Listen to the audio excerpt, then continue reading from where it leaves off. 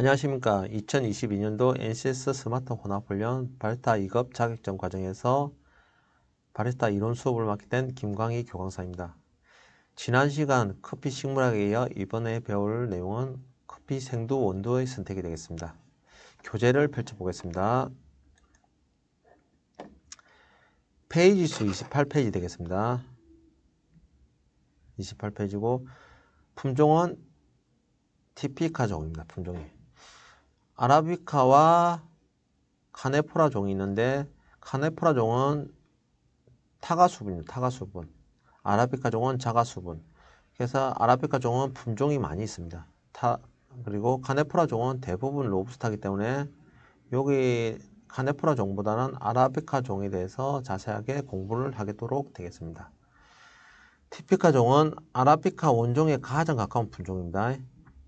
긴 타원형을 가지고 있고 끝이 뾰족하고 폭이 좁습니다. 길이는 1cm 정도 되고 녹병이 지역하고 밀도가 약하고 낮은 생산성, 레몬향, 꽃향, 달콤한 뒷맛. 그 다음에 블루마운틴, 파푸아뉴기니, 그 다음에 하와이안 코나, 인도네시아 이렇게 생산지가 되겠습니다.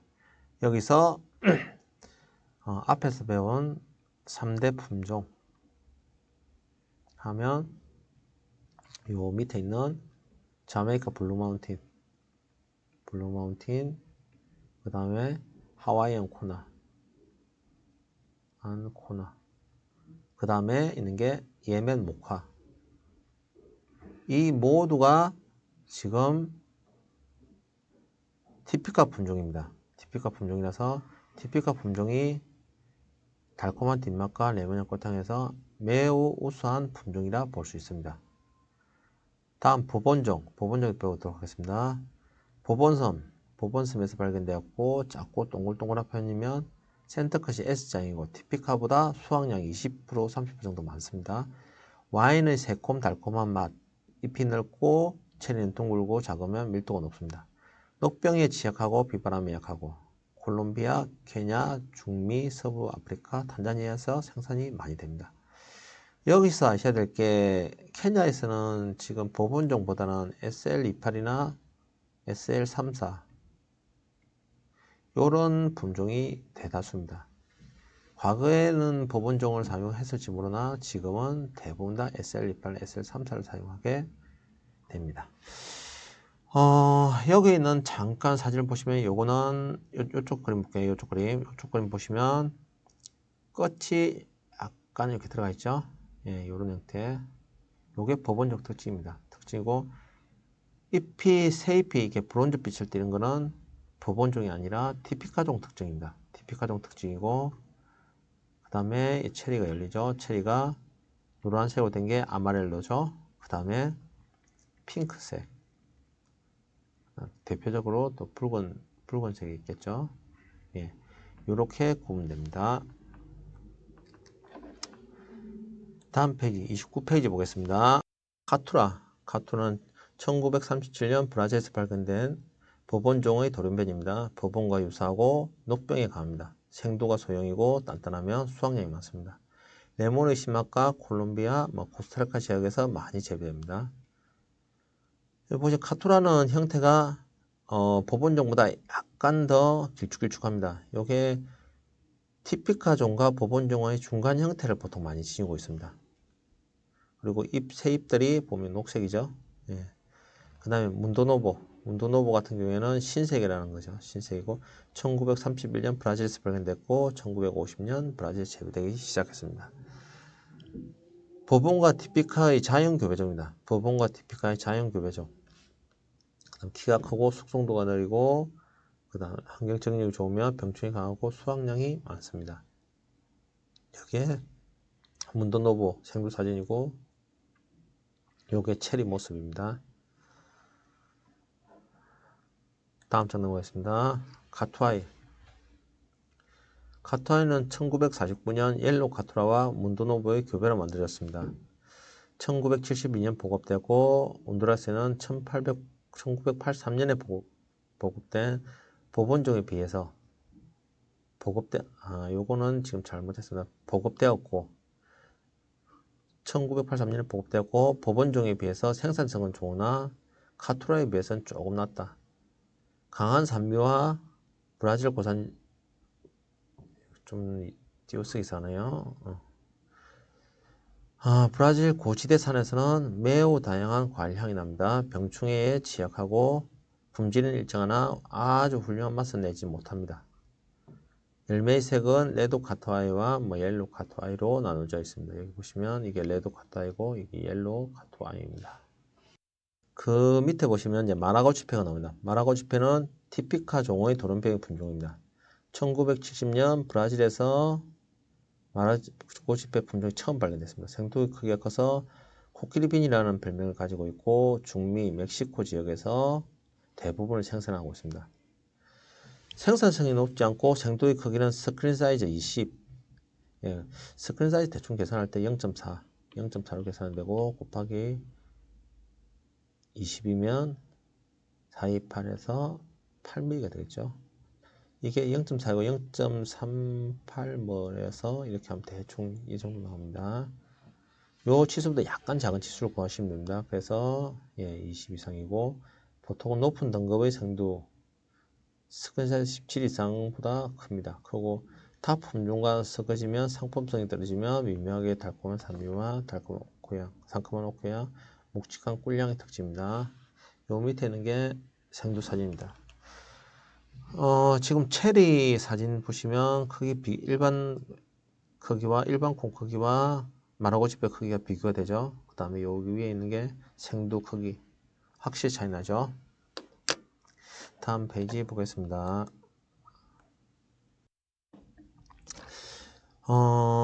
조금 전까지 했던 수업을 정리해 놓은 겁니다. 노란색은 변이, 돌연변이를 말하죠. 빨간색은 교배로 이루어진 겁니다. 티피카 종에서 변이가 이루어져서 법원종이 나왔죠. 근데 요거는 시간 차이가 너무 커서 따로 분류하기도 합니다. 그 다음에 법원종의 돌연변이가 카투라 종이고 티피카 종과 법원종을 교배한 게 문도노부입니다. 이는 자연 교배종이죠. 문도노부고 카투라와 문도노부를 교배한 게 지금 카투아이가 되겠습니다. 그 다음에 카투라와 HDT를 교배한 게 카티모르고 HDT는 요거는 로부스타종입니다. 로부스타종이죠. 로부스타와 아라비카를 교배한 게 카티모르가 되겠습니다. 밑에 그림은 잠깐 보시면 품종 구분하는 방법입니다. 이제 흔히 문도노부나 카투아이, 마라고치페는 크기 때문에 딱 표시가 납니다. 표시가 나니까 요거는 별도고 카티모르 이거 다 구분하기는 힘들고 일반적으로 좀 쉽게 많이 보는 품종을 이제 구분하면 티피카 종은 이렇게 럭비공 모양으로 돼 럭비공을 반으로 자른 모양입니다. 끝이 뾰족하고 여기 얇습니다. 그 다음에 법원종은 약간 이런 동글동글한 형태를 지니고 있습니다.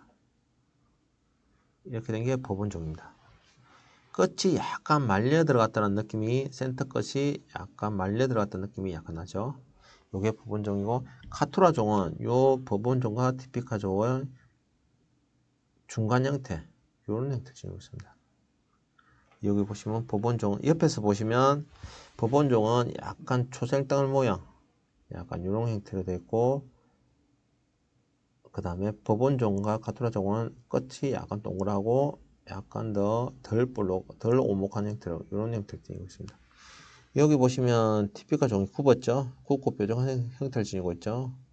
그 다음에 법원종 같은 경우는 작고 동글동글하고 이런 거 보시면 안으로 말려 있죠. 끝이. 그 다음 카투라 종은 안으로 말려 있는 것도 있는데 전체 느낌이 약간 원형보다는 장방형에 가깝고 끝이 뭉퉁한 편입니다. 그래서 법원종과 카투라의 중간 형태라고 보시면 됩니다. 그리고 여기 마라고지페와 일반 콩 크기를 비교해 놓은 그림이 있죠. 다음 페이지 넘어가도록 하겠습니다. 지금 여기부터는 교재는 없고 참고로 조금 더 공부하기 위해서 만들어 놓은 겁니다. 커피 생두 품종 성태하기, 커피 3대 품종 아라비카, 로부스타, 리베리카. 여기 코페아 아라비카 있고 코페아 카네프라가 있죠. 그리고 코페아 카네프라종에 티모르가 있죠. 티모르가 있고 그 다음에 티피카 종과 이게 에티오피아 종이 있어요. 에티오피아 종 같은 경우에는 자연종입니다. 자연종이라서 그 중에서 이제 게이사 수입해난 게이사 커피가 있고, 그 다음에 티피카 종의 원래 돌연변이가 법원 종이긴 한데 약간 모양이 너무 다르고 오랜 세월을 거쳐서 난 거라서 얘는 보통 독립적으로 보는 경우가 있습니다. 그래서 법원 종이 있고 뭐 핑크 부분과 그 다음에 법원 종과 티피카 종을 자연 교배한 여기는 문도노부가 있죠. 문도노부가 있고 티피카 종에서 만들어진 파카마라가 있고 파카마라 지폐와 같이 교배해서 만드는 파카마라 있고 파카마라와 법원종을 다시 교배한 파카스가 있습니다. 파카스가 있고 여기서 카투라종은 여기 좀 보기가 힘들게 되어 있네요. 카투라종 같은 경우에는 법원종의 도른변이죠. 도른변이고 법원종의 도른변이와 문도노부와 카투라를 교배한 카투아이가 있고 그 다음에 티모르와 카투라를 교배한 카티모르 이렇게 카티모르가 있죠. 그 다음 장 보면 페이지 수 6페이지 아닙니다. 아니고 그 다음 장 보면 요거는 이제 앞에 잠깐 본 거죠. 본 거고 여기 꽃을 잠깐 볼게요. 꽃은 로부스타 꽃은 보면 이 끝이 뾰족하죠. 가늘고 이렇게 뾰족한 형태를 지니고 있죠. 로부스타. 우리가 많이 봤던 자연교배, 에티오피아 자연종은 끝은 약간 뭉툭하고 길쭉한 형태를 지니고 있죠. 그 다음에 여기서 발견된 게이사종도 보이죠. 보이고 티피카 종은 지금 종이 비슷하죠.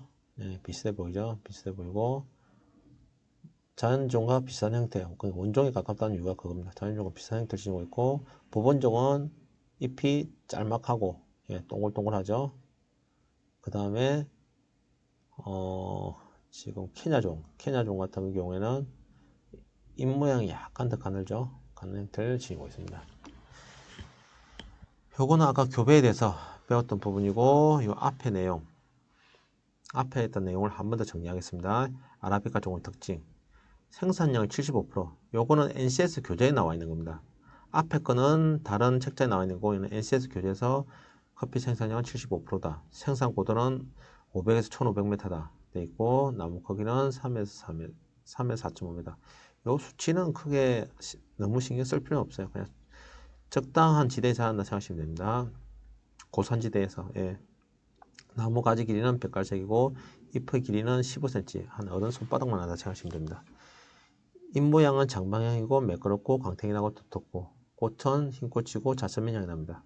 탐원 형체이고 녹색에서 붉은색이나 핑크, 노란색으로 바뀌고 카페인 함량이 0.8에서 1.4 자가수분을 한다는 거. 여기 체리 잠깐 볼게요. 체리 보시면 여기서 티피카 종이죠. 티피카 종이고 요 종이 지금 법원종입니다. 법원종이 약간 더 색깔 진하죠. 색깔 진하고 크기가 좀 더 작고 법원종의 도른변이 여기 있죠. 카투라종 있죠. 카투라종 같은 경우에는 크기는 조금 더 크고 그다음 색깔은 법원종과 유사하죠. 유사한 색을 띠고 있고 뭐 오렌지 법원 있죠. 오렌지 법원 있고 옐로우 법원 이게 다 법원종이죠. 법원종이고 파카마라 있고 그 다음에 뭐 파카스 있고 이렇게 있죠. 요건 참고로 보시면 되겠습니다.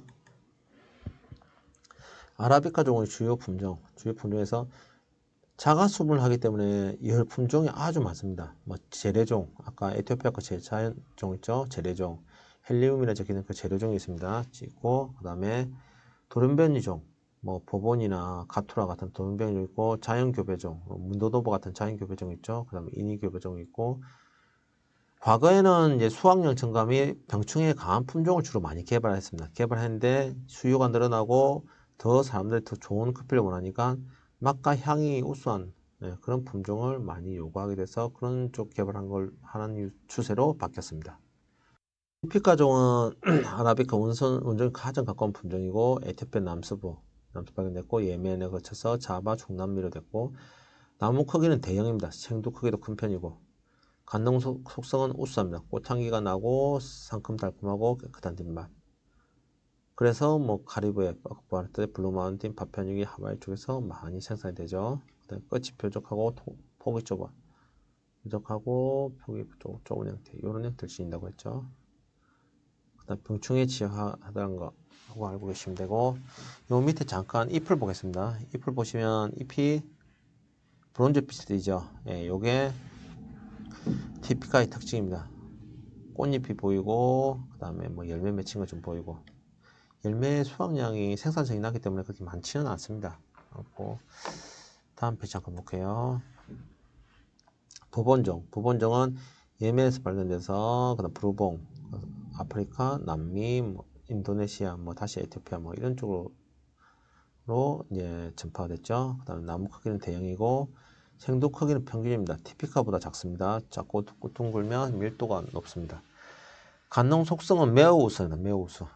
그래서 법원종을 많이 취급하는 이유가 간농 속성이 우수하기 때문이다. 부드러운 단맛과 깔끔한 산미, 달콤한 뒷맛 등을 지니고 있고, 생산성도 티피카 정도 높습니다. 높으니까 예, 법원종을 많이 사용합니다. 여기 생두 모양 보시면 요게 센터 끝 쪽에 보시면 약간 들어가 있는 형태를 많이 되죠. 이것도 그렇고, 요건 좀 다르네요. 모양이 약간 카투라 비슷하게 생겼네요. 예, 작고 동글동글한 요런 형태를 많이 띠게 되어 있습니다. 위에 게 이제 커피 체리 버번이 익었을 때 모습이고, 왼쪽에 게 핑크 버번, 오렌지 버번이란 거죠. 그리고 오른쪽에 게 옐로우 버번이 되겠습니다. 다음 페이지 넘어가면 카토라종. 카토라종은 브라질에서 과테말라, 코스타리카, 온두라스 등을 됐고, 작은 외송종입니다. 작은 외송종이고, 생두 크기는 평균이고 작고 둥겁니다. 간능 속성은 우수하고 풍부한 산밀이 있고 생산성이 좋고 병충해 강하기 때문에 콜롬비아, 코스타리카 쪽에서 많이 생산합니다. 지금 생두 모양을 잠깐 보시면 모양이 예, 약간 뾰족한 동글동글한 뾰족하면서 동글동글한 형태를 가지고 있죠. 이렇게 둥근 것도 있고 이렇게. 여기 카토라와 버본의 속성을 모두 지니고 있어서 그렇습니다. 생산성은 보시면 예, 생산이 많이 되죠. 꽃잎도 많이 열게 되고. 다음 페이지 잠깐 보겠습니다. 하와이.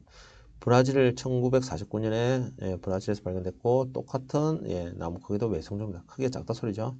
생두 크기는 평균이고 관농 속성은 괜찮습니다. 강한 산미가 있고 관량이 나고 생산성은 매우 우수합니다. 우수. 부분종이 매 2배. 예, 생산이 많이 된다 소리죠. 병충해에 매우 취약합니다. 매우 취약하고 브라질에서 좀 생산하고 문도노보 브라질에서 생산되고 발견되었고 나무 크기는 대형이고 생두 크기도 평균이고 관능 속성도 우수합니다. 생산성이 우수하고 병충해 취약하고 브라질에서 하고 있습니다. 마르고 지페는 아까 그림 보셨듯이 엘러펀트 빈이죠. 예, 코끼리 빈이죠. 생두가 일반 코에 비해서 아주 큽니다. 아주 크고 체리도 크고 생두도 크고 이런 형태죠. 1870년에 이제 브라질에서 발견됐다가 나무는 대형이고 생두 크기도 매우 크고 관능 속성도 매우 우수합니다. 달콤한 산미, 진한 오크향, 진한 꿀향이 나고 생산성이 낮고 병충해 시작하며 생산지는 브라질이 되겠습니다. 그러면 카티모르는 1967년에 포르투갈 육성학자가 뭐 하자고 제의해가지고 브라질에 심어졌습니다. 나무 크기는 작고 생두가 큽니다. 그리고 관능 속성이 우수합니다. 강한 신맛, 생산성도 매우 우수하고 지금 보면 많이 열리죠. 그다음 병충해 가고 해서 브라질에서 아프리카로 다시 넘어갔습니다. 게이사 품종 1943년 카파 게사숲에서 발견됐고 나무 크기는 대형이고 생두 크기는 평균이고 관능 속성은 매우 우수합니다. 그래서 세계 3대 품종이 모두 티피카 종이고 티피카 종 아까 앞쪽에 보시면 여기에 자연종이 있었죠. 자연종에서 나온 게이사 종 있죠. 예. 게이사 대가 파나마 게이사. 요게 이제 보통 에티오피아 따라서 단자니아 가서 파나마 넘어가면서 파나마 게이사에 가서 SCA 커핑대에서 3회 연속 우수하면서 가격대가 엄청 오르고 뭐 그렇게 됐죠. 그래서 관능 속성이 매우 좋다. SL28 뭐 단자니아 1930대 발견됐는데 핵심이 케냐 스콘 연구소. 제주도 따지면 제주도 강귤 뭐 농업 연구소 뭐 그런 것 같죠. 예, 그런 쪽에서 지속적으로 이제 그 가뭄에 좀 강한 예, 그런 품종을 개발하게 됐습니다. 그래서 나무 크기 대형이고 생두는 보통이고 간농 속성은 매우 우수합니다. 매우 우수하고 생산성도 우수하고 병충해 취약하고 생산지는 케냐가 되겠습니다. 다음 페이지 보시면 로부스타 특징. 로부스타는 이제 아라비카 비교해 놨습니다. 보시면 연평균 기온이 아라비카에 비해서 더 높습니다. 높고 지대는 낮고 강수량은 더 많고 열매 숙성 기간이 성장 기간이 아라비카는 6개월부터 뭐 9개월 정도 되는데 로부스타는 그것보다 길죠. 그래서 아라비카 쪽은 2모작이 가능한데 로부스타는 1모작밖에 안 된다는 거 알고 계시면 되겠습니다.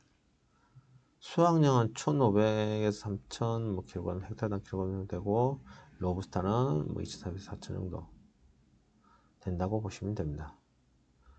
병충해 아라비카 중 병충해 약하고 로부스타는 병충해 강하고 카페인 함량은 0.8에서 1.4고 로부스타 종은 1.7에서 4.0이 되겠습니다. 그래서 아라비카 종은 향기 중심이 나고 신맛이고 로부스타는 묵직한 맛과 쓴맛이 나게 되겠습니다. 밑에 원두를 비교해 보겠습니다. 여기 이제 아라비카 종이죠. 이게 로부스타 종이고 아라비카 종은 S컷, 로부스타는 일자 컷. 작고 동글동글한 형태고 로부스타는 약간 긴 장방향을 띠고 있죠. 그리고 뭐 카페인 함량도 차이 나고 맛도 조금 차이가 나죠. 그다음 잎 크기. 요게 지금 요게 아라비카 종입니다. 요게 아라비카 종 크기 잎 크기고 요거보다 한 1.5에서 2배 정도 큰 요게 로부스타입니다. 로부스타고 요게 리베리카입니다. 리베리카 잎이 훨씬 크죠. 아라비카 잎보다 아라비카 한 요만하고 로부스타가 한 요만하고 리베리카가 한 요만하다고 보시면 됩니다. 다음 장 넘어가도록 하겠습니다. 이제 체리를 수확한 체리를 말리는 방식입니다. 말리는 방식인데 건식법, 예. 말 그대로 체리를 통째로 말린다는 소리입니다. 이거 지금 체리를 통째로 말린 체리거든요. 체리를 통째로 말리고 페이지 수는 42페이지 되겠습니다. 42페이지고 이렇게 건조장에다 체리를 놔두고 이렇게 왔다 갔다 하면서 자꾸 뒤집어 주는 겁니다. 이걸 자주 뒤집어줘도 되는 이유가 뒤집지 않으면 여기 보시면 곰팡이와 썩은 열매 뭐 이런 것들이 자꾸 옆에 것까지 썩게 만들어줍니다. 자연 건조하는 방식이 있고 햇빛에 한 2주 정도 건조하고 자주 섞어줘야 되고 밤에는 덮개를 씌워줘야 합니다. 가역을 제거 후에 재건조해서 함수량을 10에서 13% 만들고 인공 건조하는 방식은 건조탑에서 50도 시간 3일 정도 건조하게 되겠습니다. 브라질, 에티오피아 대부분 로부스타 생산국에서 보통 많이 사용하는 방식이죠. 잠깐 넘어가겠습니다. 섭식법 워시드라고 보통 표시되어 있어요. 좋은 품질을 커피를 얻을 수 있고 신맛과 과일향이 많이 납니다. 단점은 비용이 많이 듭니다. 환경오염.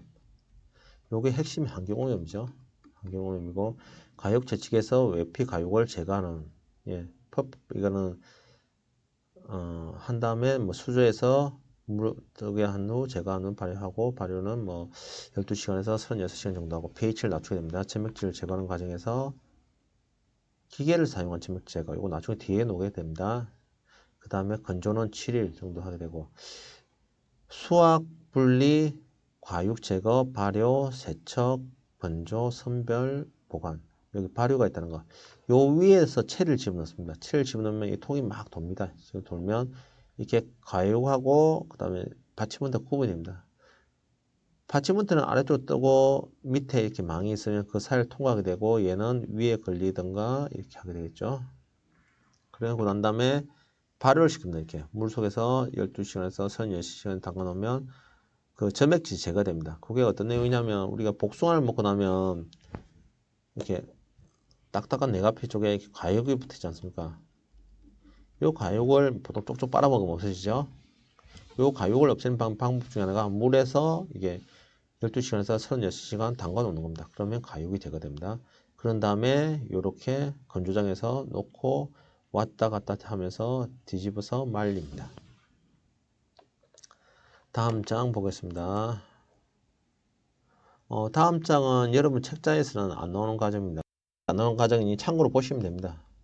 지금 보시면 보통 대표 방식이 아까 말했던 워시드, 워시드 방식하고 내추럴하고 두 개가 있죠. 여기에서 세분화되면서 뭐 풀워시드 내추럴 있고 세미 워시드가 있고 펄프드 내추럴 있습니다. 세미 워시드가 아까 발효 과정, 그 발효 과정이 없는 게 세미 워시드입니다. 섭식법에서 발효 과정 없는 게 세미 워시드고, 펄프드 내추럴은 건식법을 사용하는데 건식법에서 외피를 이제 제거를 합니다. 제거하면서 과육을 제거하는데 과육을 얼마만큼 제거하냐에 따라서 뭐 블랙허니, 레드허니 뭐 이런 식으로 합니다. 요거는 이제 과육을 많이 제거하면 아예 파치먼트가 보이게 되지 않습니까? 그래서 화이트 허니가 되고, 조금 거의 제거 안 하면 말리면 새까매지니까 이게 블랙허니 뭐 이런 식으로 됩니다. 요즘 유행하는 에나로빅이라 해가지고 그 에나로빅은 그 공기와 접촉을 최소화하는 방법입니다. 그럼 단맛이 증가하다고 해서 요즘에 월드 바리스타 챔피언십에서 많이 쓰는 방법이죠. 그래서 탄산 침욕 방식, 요건 뭐냐면 무산소 발효고, 처음에 이 통에다 산소가 섞인 산소 대신에 이산탄소를 집어넣습니다. 집어넣고 그 다음에 이산탄소에서 말 그대로 발효시키고 하는 방식입니다. 요건 2015년도 WBC에서 이거죠. 사사세스틱이라는 사람이 사용해서 우승을 했다. 뭐 요 내용입니다. 요게 지금 발효초고, 그 다음에 여기 놓고 빼내는 방식으로 공기 말고 이산탄소로 하는 방식이죠. 다음 장 넘어가면 세미 워시드, 아까 세미 워시드죠.